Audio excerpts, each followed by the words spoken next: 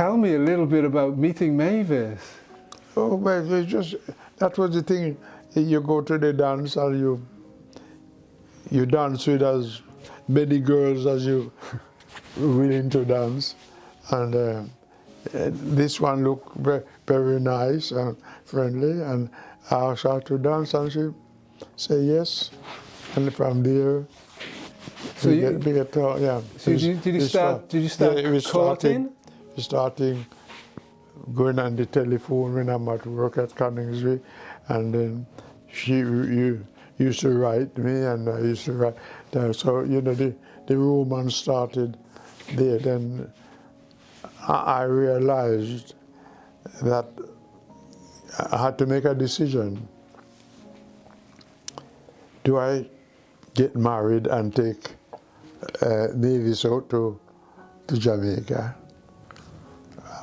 Which I had I have my family out there, but I wouldn't want to take my wife to be reliant on my family. So I said to her, well, look, what about having a trial?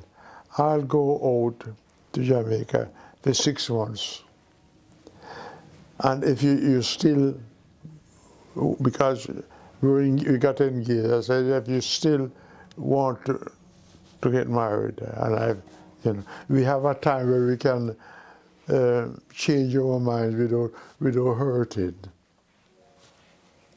But instead of the thing dying out, she wrote to me almost every day and write back. So, you know, and I got a job out there, but it was a very, very good job with Teeth and Lesley sugar people. But I look at the circumstances, and I couldn't within 6 months provide the quality of life that I'd want Mavis to live out in Jamaica. So we both agreed that I should come back to England, and that's what I did. So you came back for your girl, and you got married. Yeah. Where did you get married? At Scunthorpe. Scunthorpe. And that's another story.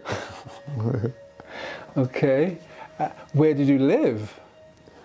When we get married, yeah. I lived with my in-laws. Okay. And that was a decision. It was a haphazard decision.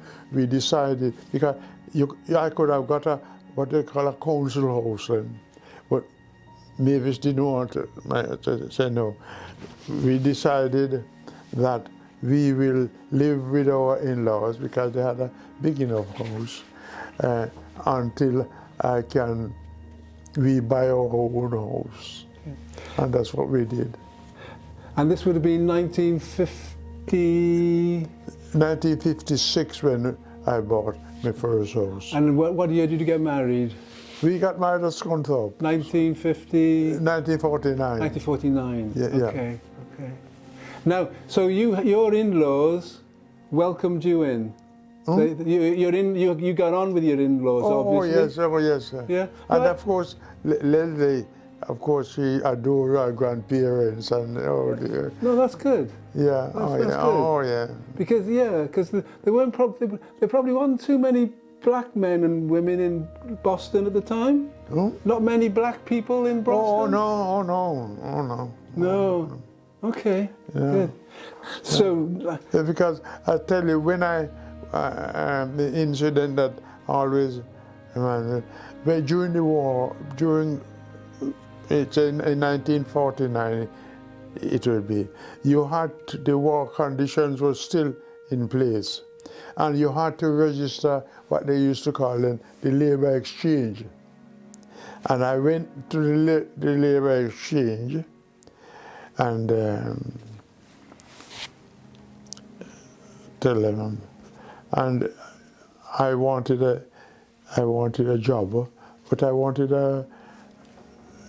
yes, I had my certificates that I have accountancy and everything, and the chap said, yeah.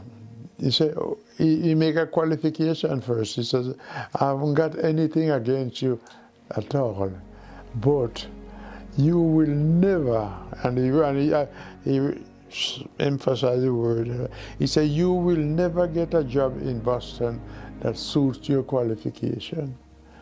So I said, why? He said, well, no Boston businessman was going to give you authority over his accounts so that you know his business. He said, I have nothing against you as a black chap, but it just won't happen in Boston. You know, because I think I was the second black person in Boston at the time. So so I said, well, you know. So there was a chap belonging to an organization. What's a popular organization to do with ex-service people? Ex-service people. British Legion. British Legion. British Legion. Thank you, Lesley. Right at the first time. Yeah. British Legion. He was assisting me to get a job, and he said, "Don't worry about the labor action." He said, "There are lots of jobs in the papers. You know, just ignore them." So I did that. I wrote I looked in the papers, and there was a job saying as qualified bookkeeper and cashier needed at this address. So I wrote to him, and lo and behold, within about 4 days, I got an invitation to enter an interview. So I turned up at the interview, and that was Mr. Bueller and his brother-in-law. They were the principals, and turned up, very, very nice, well received. And Mr. Bueller said to me, he said, "You did, just one thing," he said, "when you applied, you didn't say you were a Jamaican." So, I mean, I just said to him, "Well, Mr. Bueller, you didn't ask for a Jamaican," so he said, "Point taken." And he gave me the job. He said, "When can you start?" I said, "Well, tomorrow." So no, we can't start tomorrow because I won't be here to initiate you. But what about Monday? This was a Thursday that I had interview. So I said, "What? Well, if you want to, you come in on a Saturday," because they used to work on Saturday. So if you come in Saturday, we'll put you through your paces. Yeah. So I went on a Saturday, and showed me where my desk was going to be and what the kind of thing that I had to do. And he introduced me to an old chap who was going to show me about the job. He was going to spend a week with me. So, but by the Wednesday, the chap went to Mr. Bueller and said, "There's nothing much I can teach him, you know. So I'm going home." So he went home, and I took over a job. It's a great feeling, isn't it? Isn't that a good feeling? Yeah. You go for that interview, Yeah. and they say, "When can you start?" Yeah. Well done, Ralph. Yeah. It really gives me goose pimples thinking about it. Yeah. Good. So luck must play a thing, because it couldn't have happened any way better than that. When I got there, its company was backward, totally. None of the new systems that I was taught in college was there. So I had this job of bring a company into the 20th century. And Mr. Bueller was so delighted, and his brother-in-law, that they give me my hand, give me my head. I could do anything. So I changed it. We used to have ledgers. There's a town ledger and a country ledger. And those alone at that time would cost about £10 each, leather bounded and so on. And when I said to him, we'll get rid of these and get a loose leaf system and so on, he was a bit worried, but I convinced him that's the way forward. That's the way forward. So I've got the system that I saw at other places when I was at college, because we used to go to lots of companies and see how they do. So I got, and there was a company called Olivetti. I don't know if you've heard of them. Yeah, and they come to sell equipment and so on. So I got in touch with Olivetti, and they come, and lots of things that we thrown out, and we put in modern system, loose leaf system, and things like that.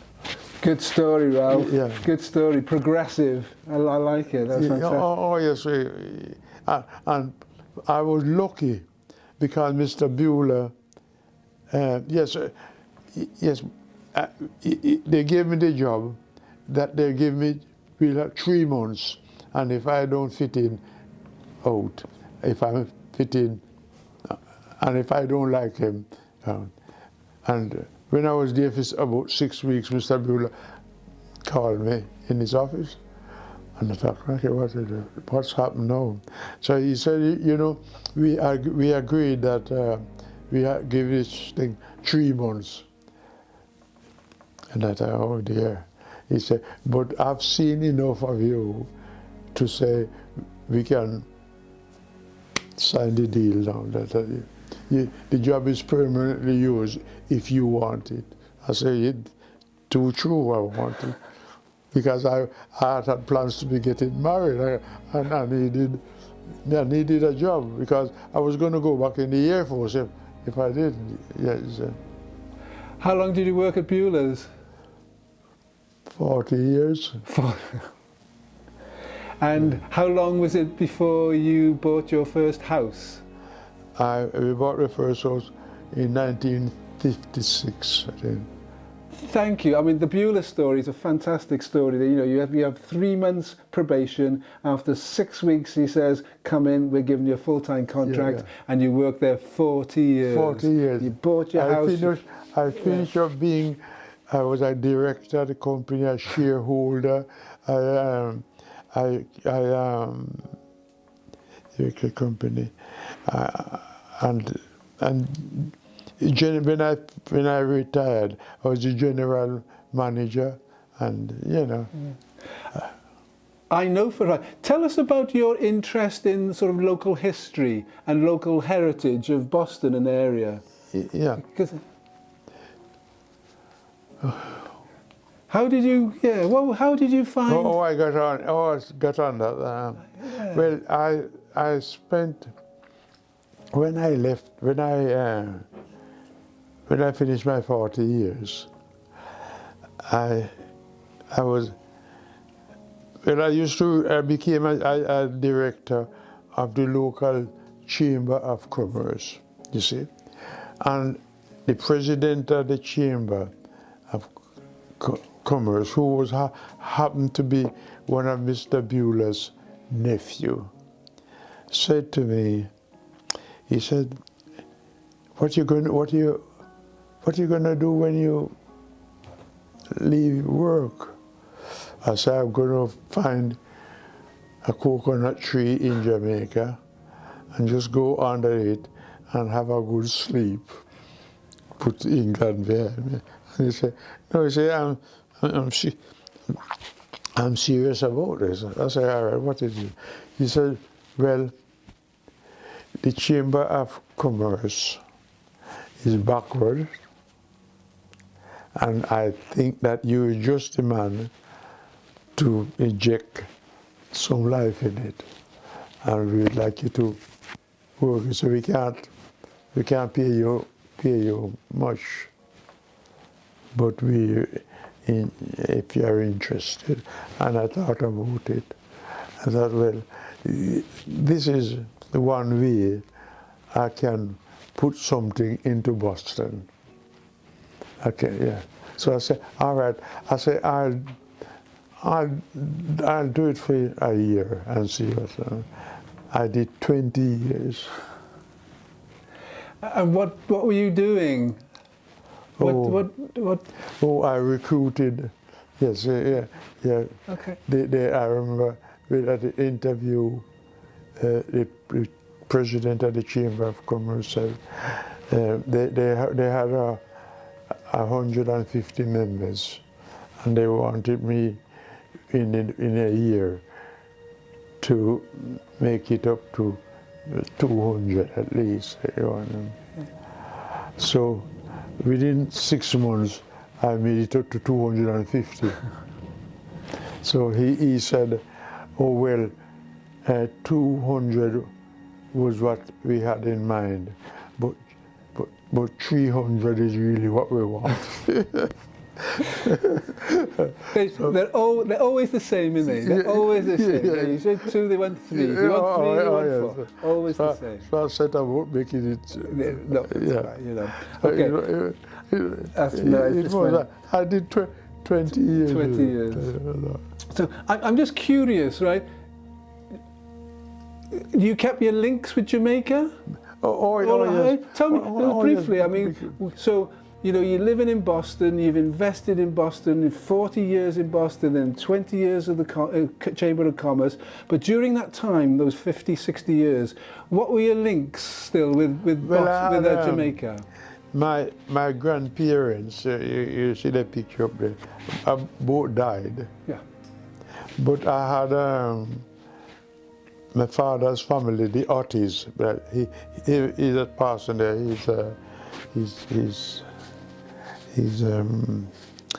I'd link with them, and I had an auntie.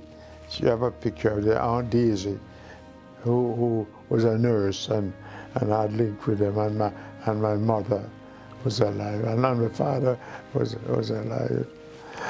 But you know, and I didn't lose my love for Jamaica and for Little London, little village. So I acquired a house in Montego Bay, and I was pleased that when I got it, and Lesley, of course, was in England, and she came out, and she looked at me and she said, "Dad, I would like this place." She really fell in love with it. It's at a cracky. I must do something good after all. So I said, "Oh, well, it can be yours, look. Come in." So she's got it now. Still, yes. How long have you had the house? From I retired in 1989. That's when I had it. And how often do you go back? Well, I have been back for quite a number of years since my wife ill and so on. But Lesley goes back every year. She's in charge of it. It's hers. So that's the connections. That's where those you still have those connections, you know, in the ground, in the earth in Jamaica. And I still had some the place where in which I was born. We still have the land, and it's in Lesley's name and Great. Hmm? My husband's name. And she and her husband's name. Ralph, thank you very much. I mean, it's such a life. Yes, it is. It is, absolutely, and thank you so much for just sharing some of that stuff with some good stories. Thank you very much, my friend. Thank you. Honestly, oh God, thank you. I told you could talk for England. Ah, I know. I probably no. It's beautiful, beautiful. Good life.